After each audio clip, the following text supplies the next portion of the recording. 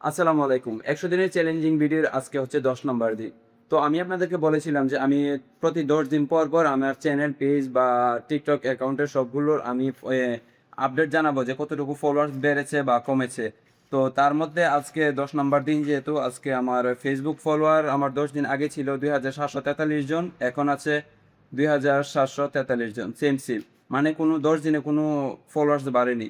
টিকটকে ছিল ১,৬৮৯ জন, এখন হয়েছে ১,৭২৭ জন। তার মানে আমার এখানে টিকটকে ফলোয়ার্স বেড়েছে ৩৮ জন। ইনস্টাগ্রামে ফলোয়ার্স ছিল ৩৮৯ জন, এখন আছে ৩৮৮ জন। তার মানে ইনস্টাগ্রামে একজন ফলোয়ার্স আরও কমেছে।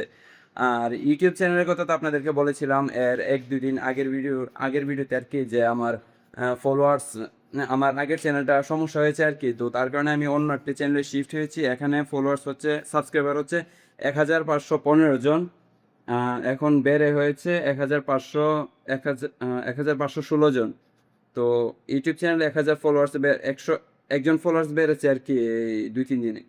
তো এই আর কি আপডেট। তো ১০ দিনে বেশি একটা আপডেট হয়নি।